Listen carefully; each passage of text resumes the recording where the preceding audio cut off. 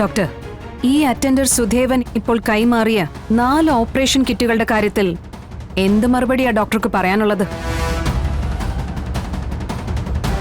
ഇത് 4ഉം ഇന്ന് നടന്ന 4 ഓപ്പറേഷനുകൾക്കായി അതാത് രോഗികളുടെ ബന്ധുക്കളെ കൊണ്ട് വാങ്ങിപ്പിച്ചതാണ്.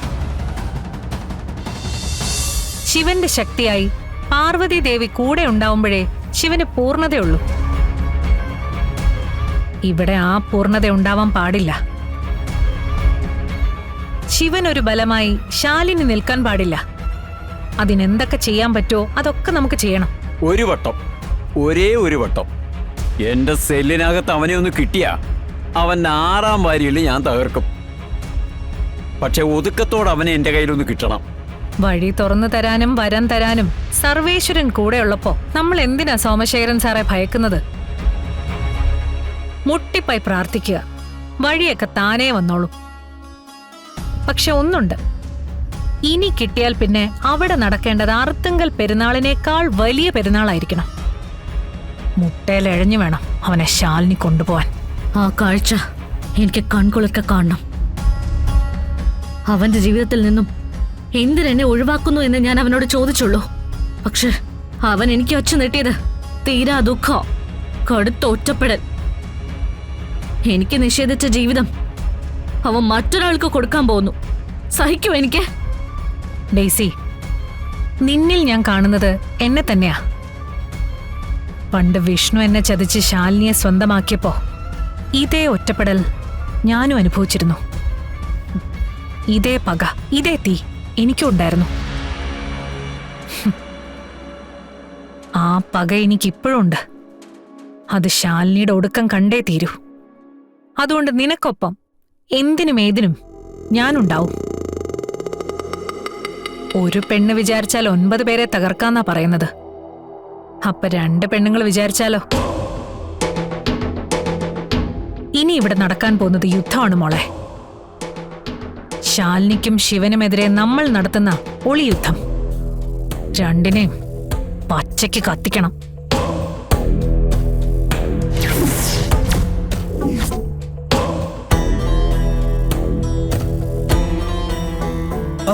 ഇന്ന് 4 നടന്നു.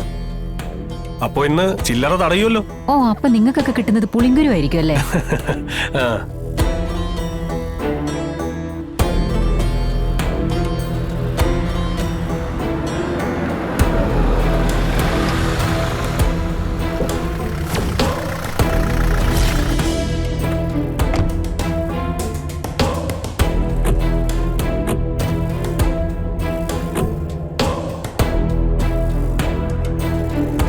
ഇത് 4 ഉണ്ടേ.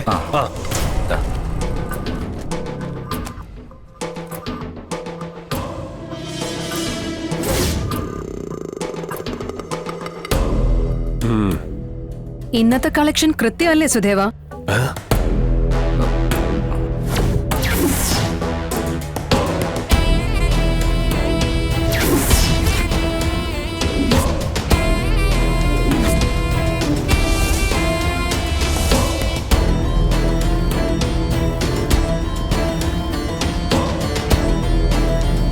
എടോ, പോയി നോക്ക്. സോർ.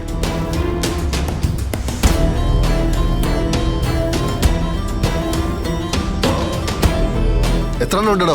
4 സർ. എടുത്തു വയ്ക്കേ. എല്ലാവർക്കും ഉള്ളത് കൃത്യമായിട്ടുണ്ടല്ലോ.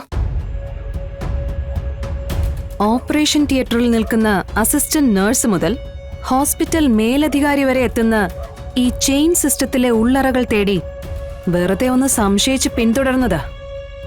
എത്തി നിൽക്കുന്നത് ദാ ഇവിടം വരെ.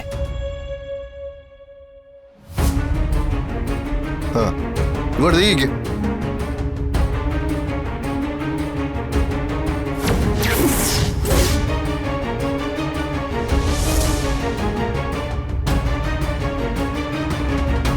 ഡോക്ടർ, ഈ അറ്റൻഡർ സുധേവൻ ഇപ്പോൾ കൈമാറിയ 4 ഓപ്പറേഷൻ കിറ്റുകളുടെ കാര്യത്തിൽ എന്ത് മറുപടിയാ ഡോക്ടർക്ക് പറയാനുള്ളത്? ഇത് 4ഉം ഇന്ന് നടന്ന 4 ഓപ്പറേഷനുകൾക്കായി അതാത് രോഗികളുടെ ബന്ധുക്കളെ കൊണ്ട് വാങ്ങിപ്പിച്ചതാണ്. ഞാനും വാങ്ങിച്ചു ഒരെണ്ണം, സുധാകരൻ എന്ന രോഗിയുടെ ബൈസ്റ്റാൻഡറായി നിന്നുകൊണ്ട്. പക്ഷേ ഈ 4 കിറ്റുകളും ഇന്ന് നടന്ന ഓപ്പറേഷനിൽ നിങ്ങൾ ഉപയോഗിച്ചിട്ടില്ല. അതെന്താ കാര്യം? അത് പിന്നെ ഓപ്പറേഷൻ ആവശ്യമുള്ള എക്യുപ്മെന്റുകൾ ഹോസ്പിറ്റലിലുണ്ടായിരുന്നു. അപ്പൊ പിന്നെ എന്തിനാ പാവപ്പെട്ട രോഗികളുടെ ബന്ധുക്കളെ കൊണ്ട് ഇത്രയധികം സർജിക്കൽ എക്യുപ്മെന്റ്സ് നിങ്ങൾ വാങ്ങിപ്പിച്ചത്? ഇവരുടെ ഇവിടുത്തെ ബിസിനസ് കിടക്കാൻ ഇതിലാർക്കും നഷ്ടങ്ങളില്ലല്ലോ. ഒരു മാസം പണിയെടുത്താ അക്കൗണ്ടിൽ വരുന്നത് ലക്ഷങ്ങളാ.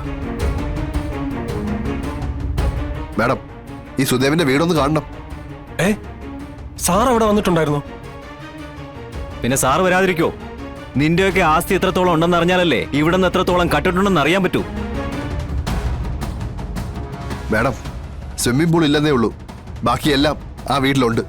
ഒരു അറ്റൻഡറുടെ വീട് ഇങ്ങനെയാണെങ്കിലേ ഡോക്ടർമാരുടെയും മറ്റു ഉദ്യോഗസ്ഥരുടെയും വീട് ഏത് രീതിയിലായിരിക്കും?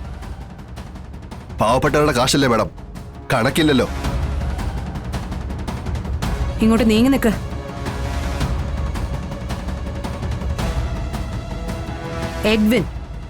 Edwin Nelson George. മനോഹരമായ പേര്. പക്ഷെ കയ്യിലിരിപ്പ് നമ്മളാരും ഒരിക്കലും ചിന്തിക്കാത്ത രീതിയിലും ഇലയ്ക്കും മുള്ളിനും കേടുവരാതെ കാശുണ്ടാക്കിക്കൊണ്ടിരിക്കുന്ന വിരുദൻ. നഹാസെ, മാഡം, ഇയാൾ ഓപ്പറേഷൻ തിയേറ്ററിലേക്കുള്ള എക്യുപ്മെന്റ്സ് നൽകിക്കൊണ്ടിരിക്കുന്ന ആളാ. ഇയാളുടെ ഒരു കിറ്റ് ഓപ്പറേഷൻ കഴിയുന്നതുവരെ പൊട്ടിക്കാതെ സുരക്ഷിതമായി ഇരിക്കുന്നതിനാണ് ഇയാൾക്ക് കാശ് കിട്ടുന്നത്. കൊണ്ടുപോകുന്ന സാധനങ്ങൾ യാതൊരു കേടുപാടും കൂടാതെ അതുപോലെ തിരിച്ചിങ്ങ് കിട്ടുകയും ചെയ്യും. കൂടെ അതിന്റെ വാടക ഇനത്തിലുള്ള പണവും കിട്ടും.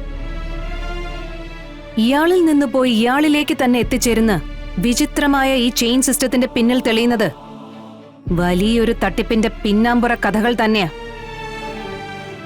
സുധാകരൻ എന്ന പേഷ്യന്റിന്റെ ബൈസ്റ്റാൻഡറായി വന്നത് ഞാൻ തന്നെയാ.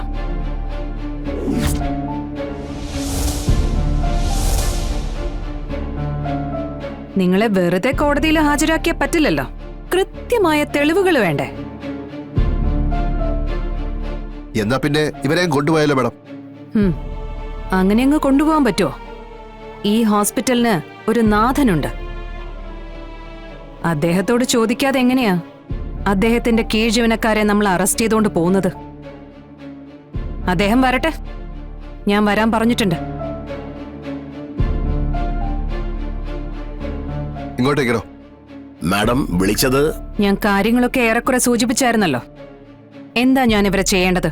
ഹോസ്പിറ്റലിലേക്ക് മെഡിക്കൽ എക്യുപ്മെന്റ്സ് നൽകുന്ന ഇയാളുടെ ലൈസൻസ് ഞാൻ കട്ടാക്കിയ മാഡം. ഡോക്ടർ ജേക്കബ് കുര്യനെയും അറ്റൻഡറായ സുദേവനെയും ഡോക്ടറുടെ അസിസ്റ്റന്റ് നഴ്സായ രമ്യയെയും അന്വേഷണ വിധേയമായി സസ്പെൻഡ് ചെയ്യാം. അങ്ങനെയാണെങ്കിൽ എനിക്കൊരു കാര്യം പറയാനുണ്ട്. ഉപ്പ് തിന്നവരെല്ലാവരും വെള്ളം കുടിക്കണമെന്നാണെങ്കിൽ ഈ കള്ളക്കളിയില് സൂപ്രണ്ടും ഉണ്ട്.